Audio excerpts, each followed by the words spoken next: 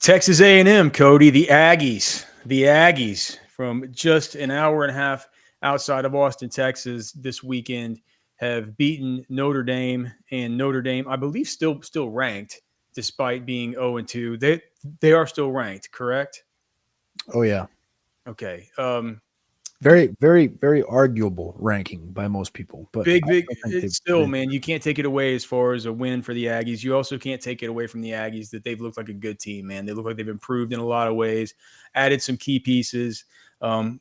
Let's talk about the implications of the Texas A&M win over Notre Dame, what it means for the SEC, what it means for Texas, what it means in recruiting.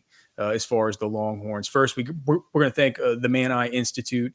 Make sure and give them a call, 844-WOW-2020, 844-WOW-2020. The presenting sponsor of this show is indeed the Man Eye Institute. So whether it's your LASIK needs, they have the next level LASIK you can't find anywhere else in the U.S. except I think one other spot.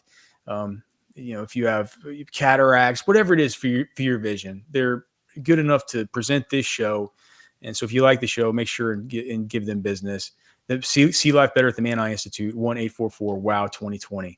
All right, Cody, your takeaways from the game. What did you think? What's going on with recruiting? I know that they're having at least one player in this week that has interest in both Texas and the Aggies. Yeah, I think it's interesting.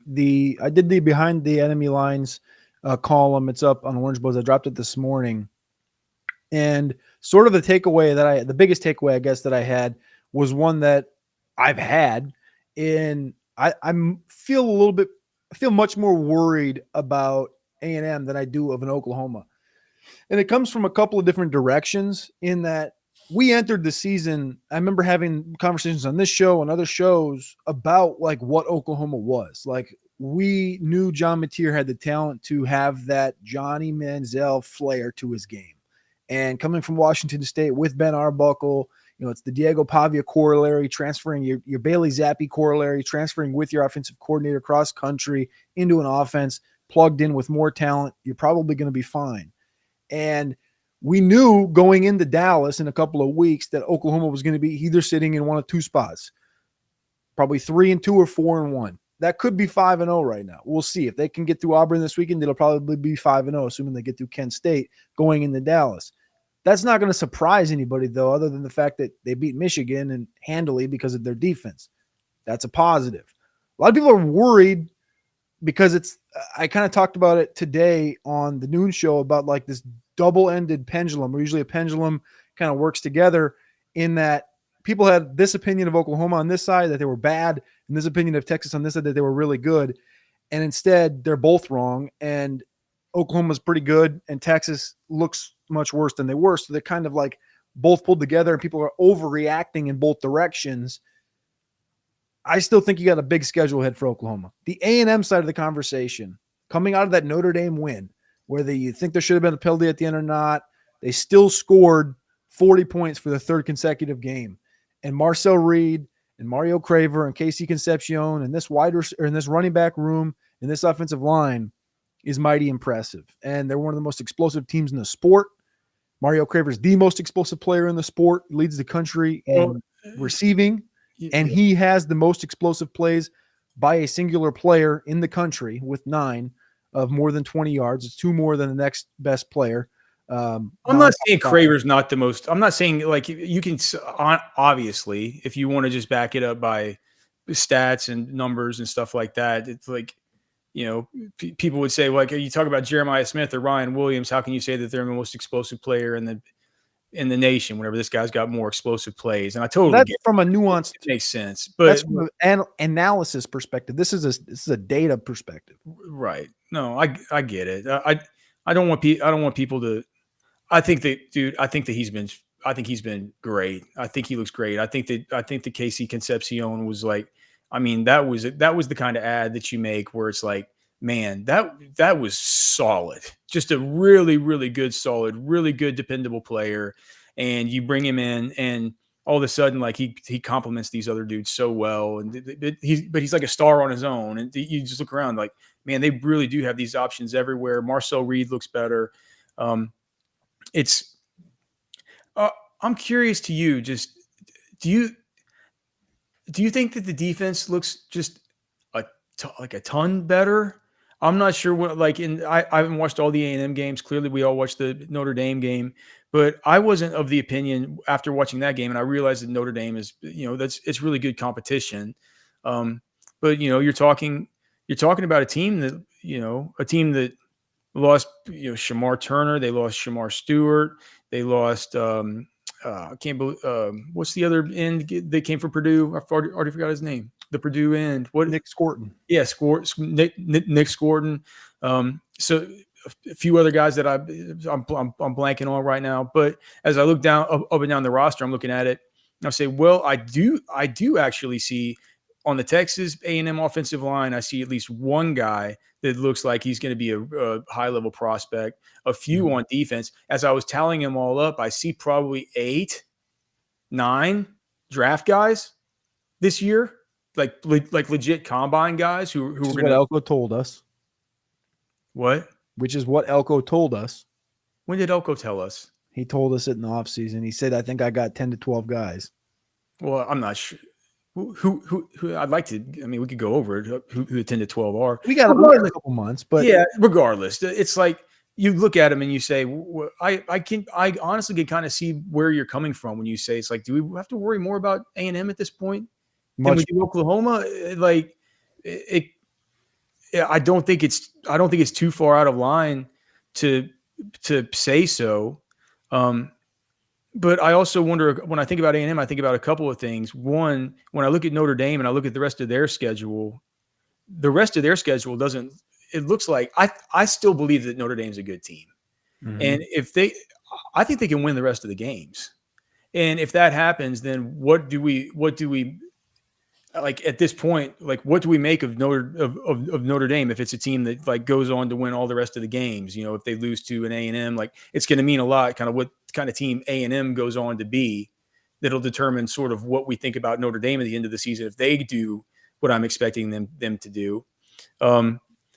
Also, with Texas A&M, it honestly brings up the whole recruiting angle. It's like I hate to say it about Texas, but if you just if you're a recruit that's gone to a couple of these games, you've maybe been a little bit more impressed with what you've seen out of A&M with some of the stuff that they've done than you've seen out of Texas. Texas has gotten off to a slow start. A&M has been more impressive than a lot of us thought. It's like, look, dude, I mean, we're here to call balls and strikes. I mean, it is what it is. I was more impressed with A&M than I thought I was going to be. Like, it's fine to say that. And it's also fine to say, even though we cover Texas, that Texas, even kind of watching them through spring ball, watching them through fall camp, knowing these people around the program, to say it's like, even if there were reservations that I had about certain aspects of this team, they've looked a little bit more disappointing than people would have thought. It is what it is. And so I wonder, like, if you're a recruit, if you're one of these, elite 2027 guys, and you're coming out to these games, what you think when you're being recruited by both schools, and do you think it really actually does mean that much more that A&M's gotten a signature win thus far? And does the signature win not matter quite as much against a team that was just in the national championship last year, because that team, even though they're ranked, they haven't won yet this season? Yeah, I think it does matter. And we've seen it matter all the way down to literally yesterday. Trey Moore, a wide receiver from Pflugerville in the 2027 class, who's a top 20 receiver in the country, top 20 player in Texas, top 100 player in America, consensus 4-star, who visited Texas 2 weeks ago for the San Jose State game, set up a visit for this weekend's Auburn game at Texas A&M. And it was thought that it was going to be between these two teams, but he sets it up, just literally this week to be there. And you look at the receivers that they got, like you mentioned Casey Concepcion and how badly people wanted him from NC State, and Mario Craver coming from Mississippi State. They kind of followed exactly in line with what Texas did. Was anybody expecting this out of Craver? No, but I mean, I guess to a certain extent, Texas A&M had to. When you look at the numbers, and I want to bring these numbers up. So these were reported last week by On3, and they're very similar to what happened last year with Texas, right? Bond reportedly getting 900,000 or more. Mm. Golden around that $200,000 area. Obviously, we know how that all ended up. Golden was the better prospect, gets drafted earlier, has the better season. Concepcion was reported around $1 million, and Mario Craver was reported around 600,000. Mm. And Craver is, you know, nobody. I don't think anybody expected him to be better than Concepcion. That's why he got less. But he is, like I said, like he leads the country in explosive plays. He leads the country in yards after catch per reception. He leads the country in overall yardage, and he had over 200 yards in that game against Notre Dame. And like that has to play into the to the mixture. Like you just saw both of these guys dominate the first 3 weeks of the season, and a guy like Trey Moore, 2027 recruit, just to name a couple, just to name one guy in that class. That you look what that did for Texas this last year. Jamie French, Khalil Lockett, Dalen McCutcheon, Michael Terry. They're able to get this disgustingly large wide receiver recruiting room, and it has to benefit them. And from a recruiting perspective, they're already ahead of Oklahoma. They've been ahead of Oklahoma from overall just like in and out the door from a recruiting perspective, and they're only going to be able to stack on that. I just think as you look at down the schedule of the season and where A&M could be a month from now when they play LSU in Death Valley, squaring off 7-0 versus 7-0, and where you could be looking 2 months from now when they come into DKR and they're potentially 11-0.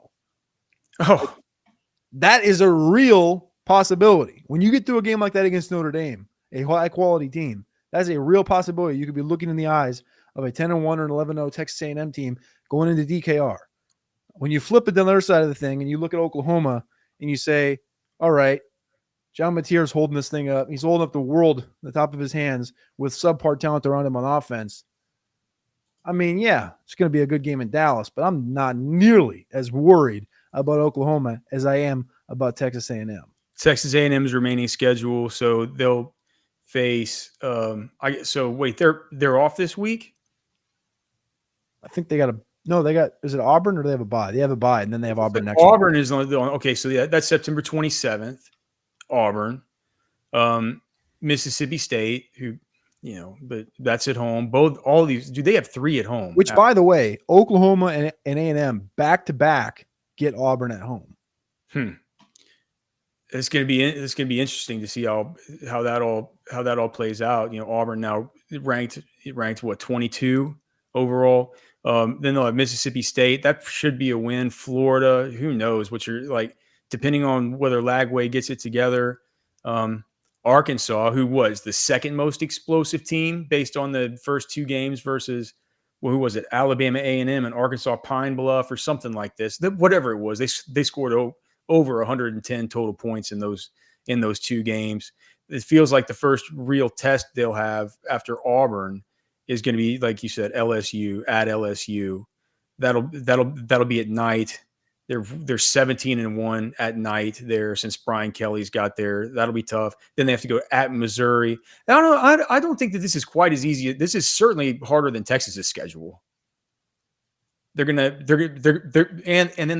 they have to go against Shane Beamer, who's got the total red ass right now. Well, to be fair, Texas is going to be on the road for the next month and a half. Look, man, to me, it's like, who knows what's going to become of Texas this season? If maybe Arch turns it on, but if Arch continues to play like he's played, and if the running backs can't find, if they can't identify run lanes in the zone game, and they can't find the holes with these, with these counters and these traps that they're running, then it'll be a moot point. Like we would just be talking about Texas at the end of the season having to maybe play spoiler against Texas A&M at that point. I don't think that that's the way it's going to run out, but there are a lot of variables up there. I think that everybody who's watching this, even if you're a Texas fan, you would agree that if Texas plays like it played versus UTEP for the whole rest of the season, I mean, it's gonna be hard to pull off wins like that. It's just it's gonna be like pulling teeth every single week. So, with that being said, Texas does have the benefit of an easier schedule than Texas A&M. But I do agree with you, Cody. I'm looking here at Friday, November 28th. You know where I'll be. I'll be out there at the ranch in that dinky little trailer. Hopefully get the TV to work, because that's one that I'm not going to want to miss. And you're not going to want to miss our live show on Friday, live from Texas Beef Traders, Friday, September 19th, before the Sam Houston State game. Texas Beef Traders right there in the heart of Lakeway, one of our great sponsors. And we'll have Football with Friends live on that day. So even if you can't make it in, make sure to tune in, come chat with us, send us your final takes questions. We'll take them all. But we would love to see you there. We'll have free beers. We'll hang out. Anybody that's ever come has had a great time. Darren will be cooking up food. We'll be there hanging out, talking Longhorns, talking SEC. We hope to see you there.